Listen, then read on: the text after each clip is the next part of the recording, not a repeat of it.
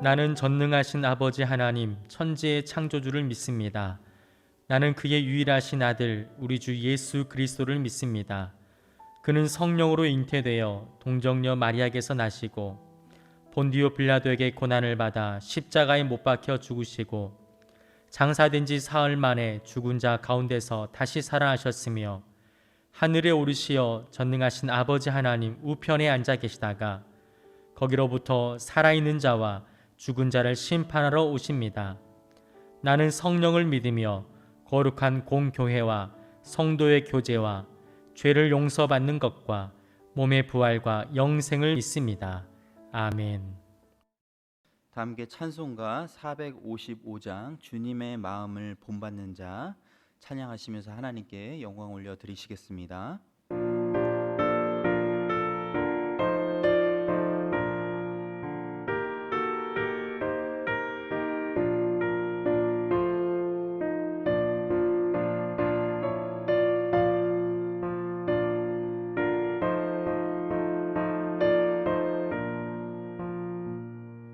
주님의 마음을 본받는 자 그 맘에 평강이 찾아오면 험악한 세상을 이기리 하늘로부터 임함이로다.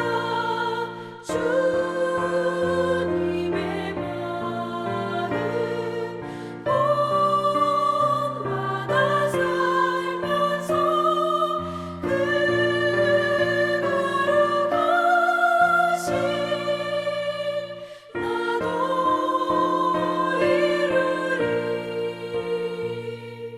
주 모습 내 눈에 안 보이면 그 음성 내 귀에 안 들려도 내 영혼 날마다 주를 만나 신령한 말씀 늘 배우도다.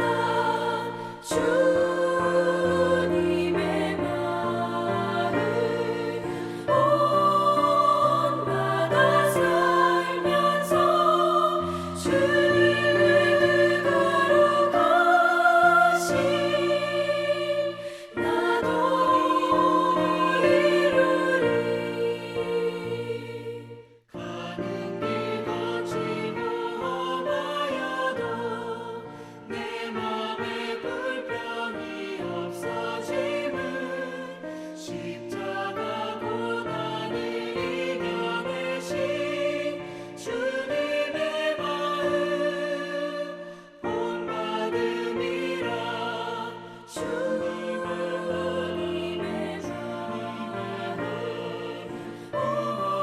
본받아 살면서 주님의 거룩하신 나도 이루리.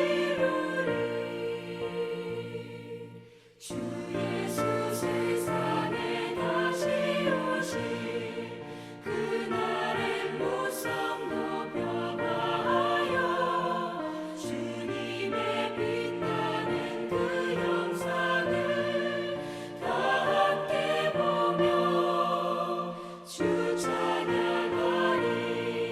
주님의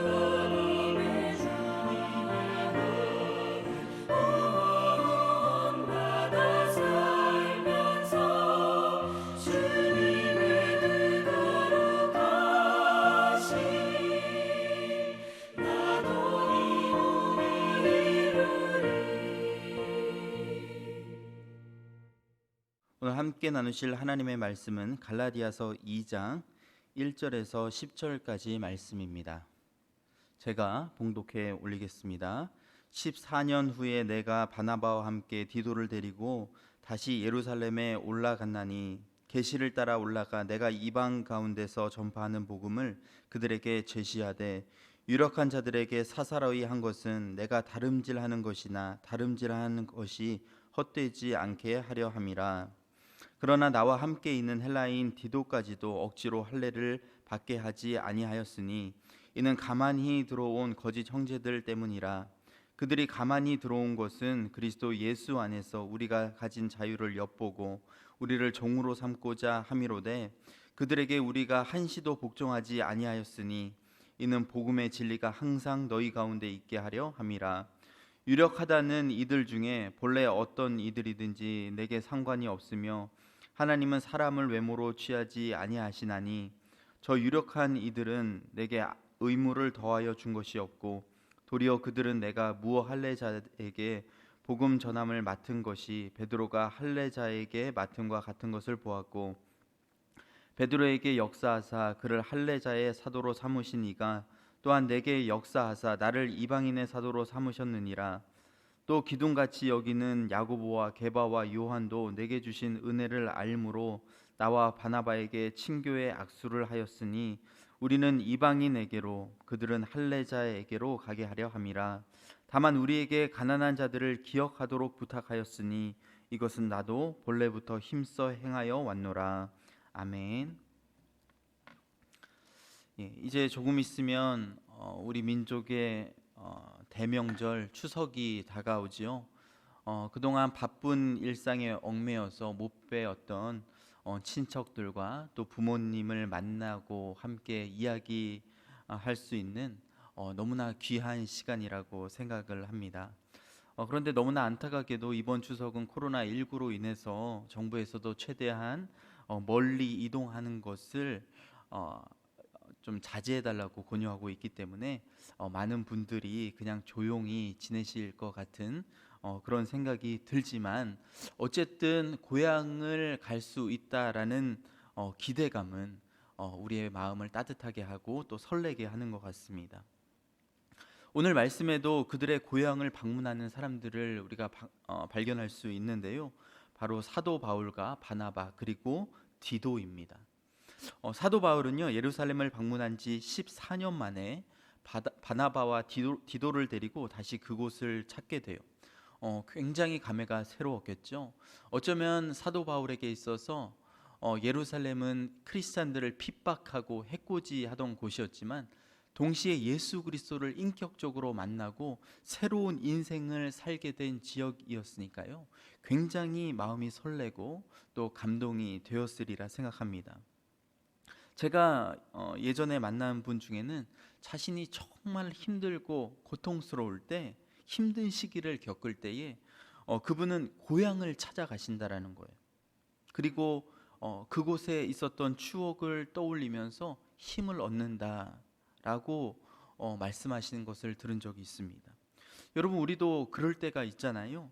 정말 정신없이 흘러가는 시간 가운데 잠시 너무나 아름다운 추억을 떠올리기 위해서 어릴 적 자라왔던 앨범을 한번 열어보고 또 웨딩 사진을 보면 어떻습니까? 마음이 굉장히 따뜻해지고 조금씩 힘이 생기게 되잖아요. 자, 그런데요.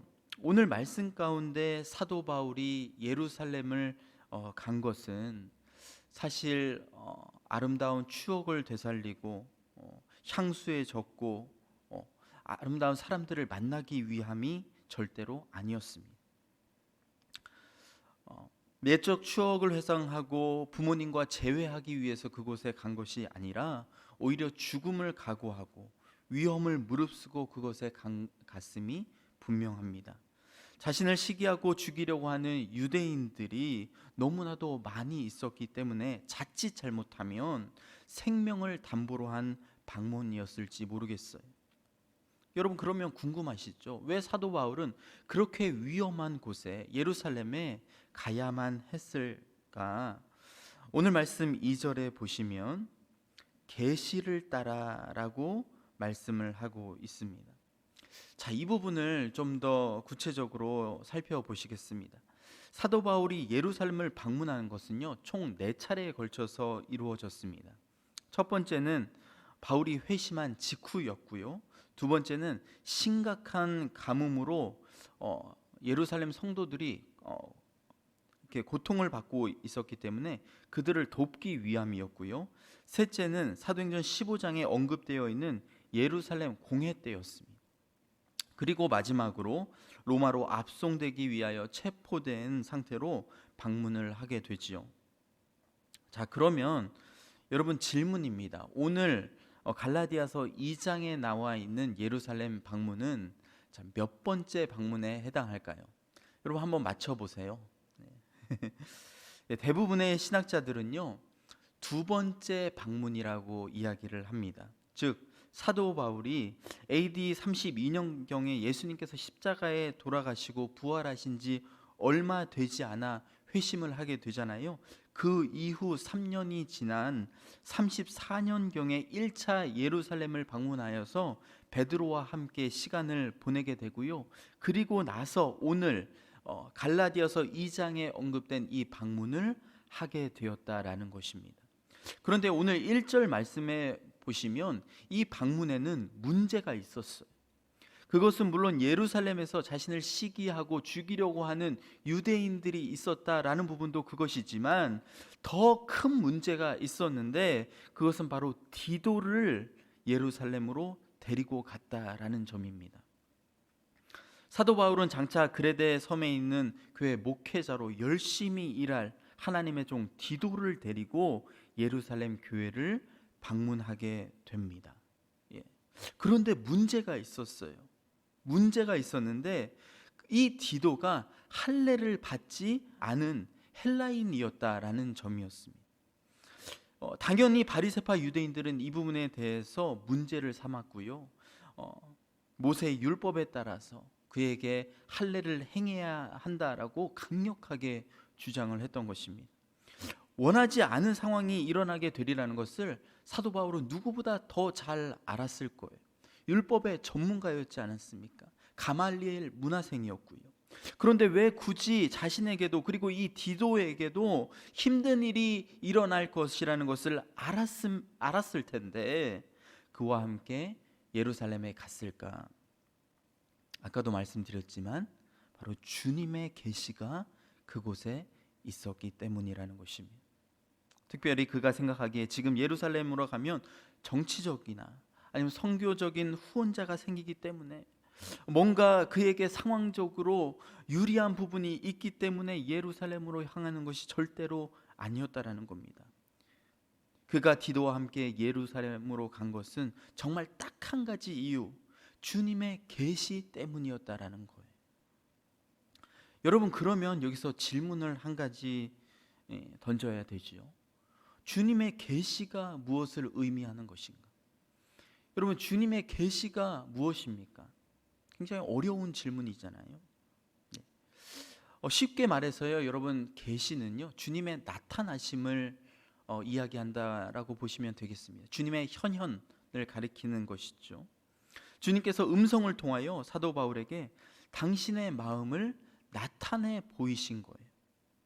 자신의 동족 유대인끼리 반쪽짜리 복음이 아닌 진짜 예수 그리스도의 복음 가운데 능력을 얻고 그 자유함 가운데 성령님 안에서 생활하기를 원하시는 예수님의 마음이 바울 사도에게 전달이 된 것입니다.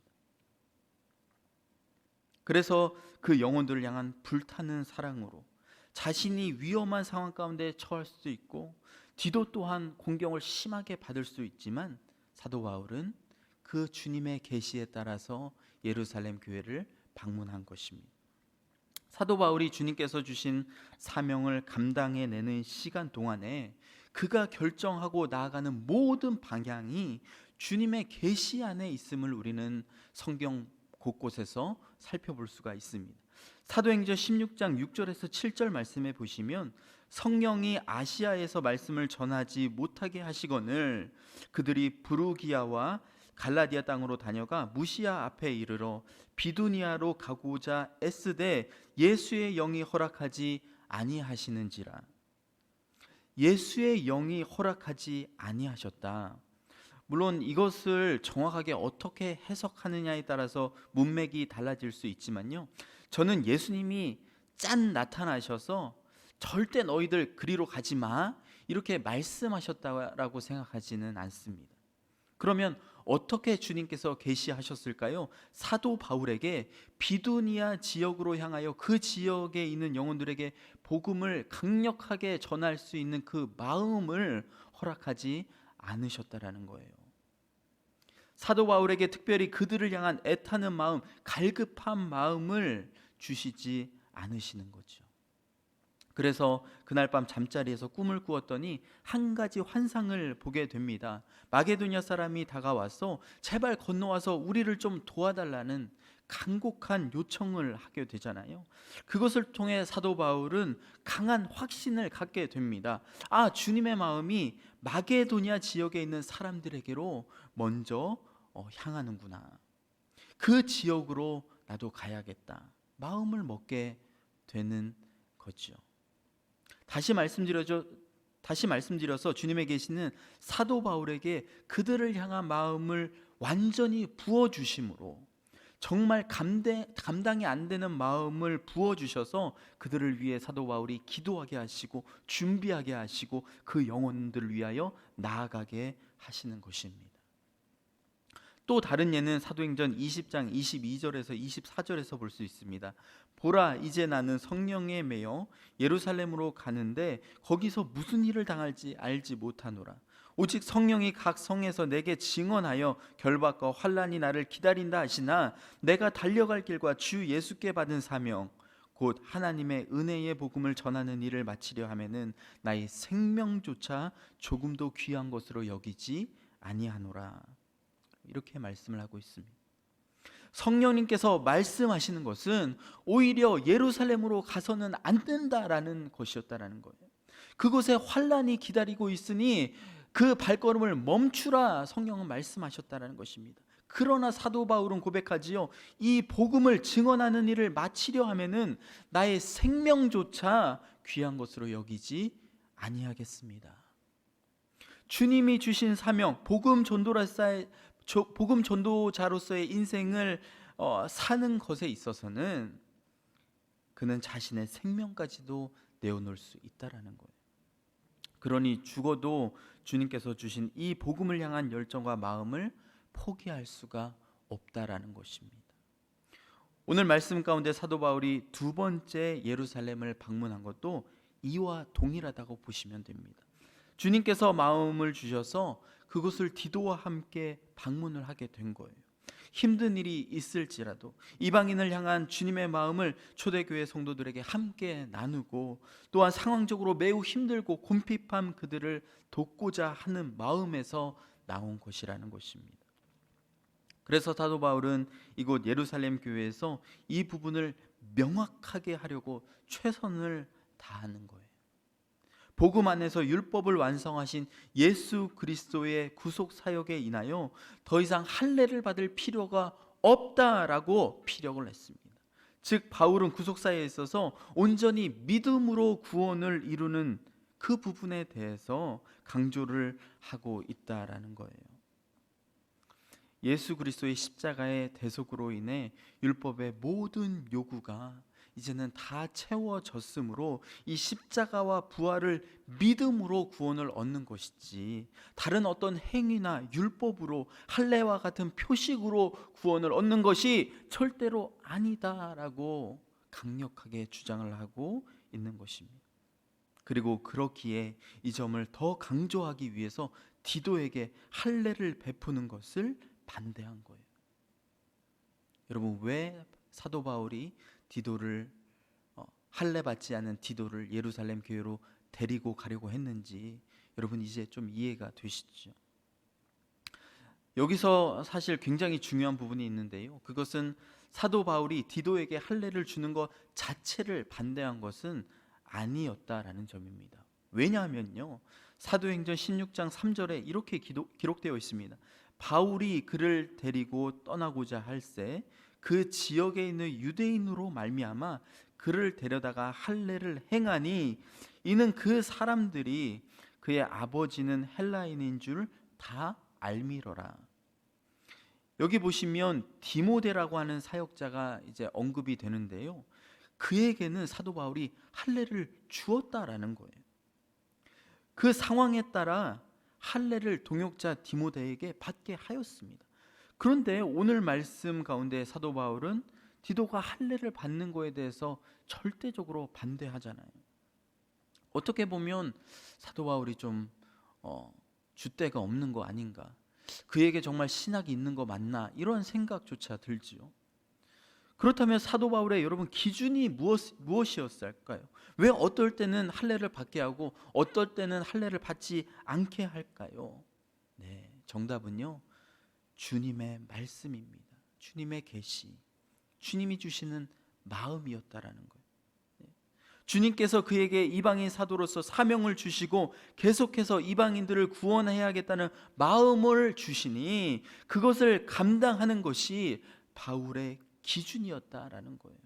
삶의 기준이 내가 갖고 있는 어떤 가치관이나 철학이 아니라 하나님의 말씀 가운데, 그 말씀 가운데 하나님이 주시는 마음을 가지고 살 수 있는 사람이 여러분 바로 이 사도 바울과 같은 하나님의 사람이라는 것입니다.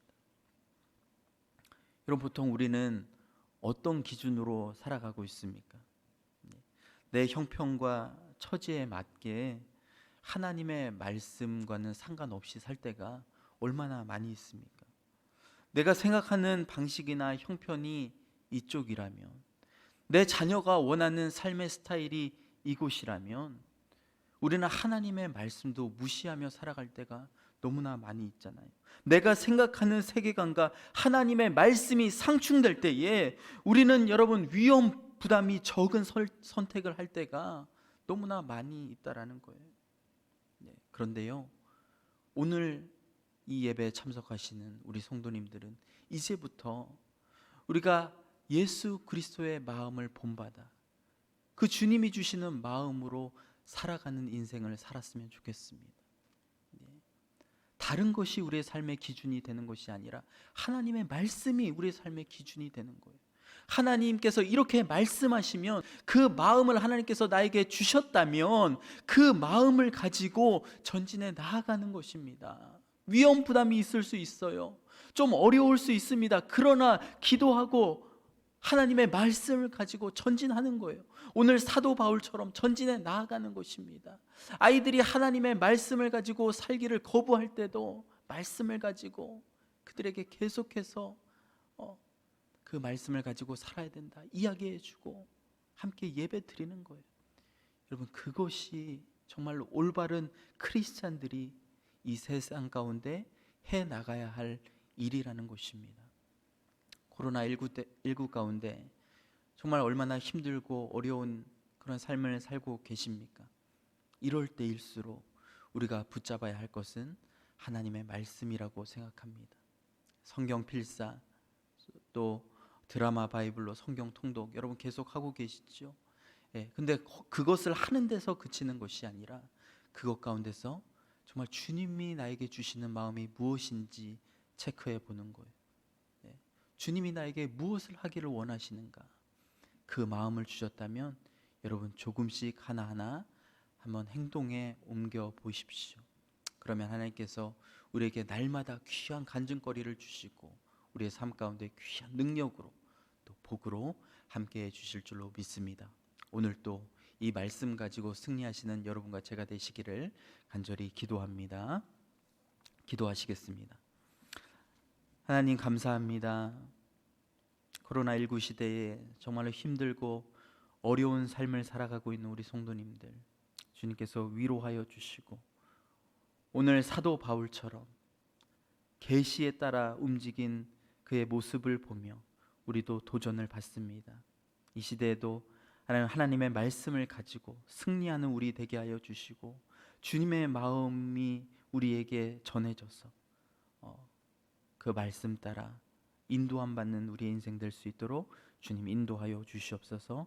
감사드리며 살아계신 예수 그리스도 이름으로 기도합나이다. 아멘.